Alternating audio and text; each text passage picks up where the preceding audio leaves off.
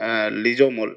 இப்போ சசிகுமார் சாருக்கும் அவங்களுக்கும் ஒரு பெரிய ஒற்றுமை இருக்கு. என்னன்னா, ஒருத்தர நல்லவரா காட்டணும் அப்டின்னா வந்து, அவருக்கு ஒரு இது நான் சொல்லல. நெறைய பேர் கமெண்ட்ஸா சொல்றது தான். அவங்களுக்கு ஒரு 4, 5 சீன் வைக்கணும். ஆனா, சசிகுமார் சார காமிச்சா, அவர ஃபர்ஸ்ட்டே அவர் நல்லவர் அப்டின்றதுக்கு அவருக்கு எந்த ஒரு சீனும் வைக்க தேவையில்ல.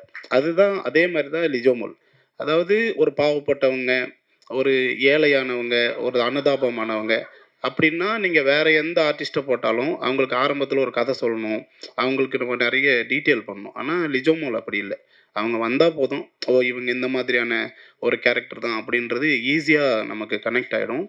இந்த படத்துல நிஜமாவே வந்து அவங்க வந்து ஒரு இலங்கை தமிழரா நடிச்சிருக்காங்க. ஸோ, மத்த நடிகர்களுக்கும் அவங்களுக்கும் இதுல ஒரு சின்ன வித்தியாசம் இருக்கு. என்னன்னா, எல்லாருமே டயலாக் பேசும்போது தமிழ்ல பேசி, அதுக்கப்புறம் டப்பிங்ல வந்து ஸ்ரீலங்கன் தமிழ்ல பேசுனாங்க. பட் அவங்க மட்டும் தான் ஸ்பாட்லயே வந்து அந்த அந்த பாட்டி அவங்க கூட உட்காந்து ஒர்க் பண்ணி, அவங்க தான் அப்படியே ஃபுல்லாவே ஸ்பாட்ல பேசும்போதே வந்து ஒரு ஸ்ரீலங்கன் தமிழ்லயே பேசுவாங்க. ஸோ அது வந்து டப்பிங் ஆர்டிஸ்ட்டுக்கு வந்து பெரிய சப்போர்ட்டா இருந்தது.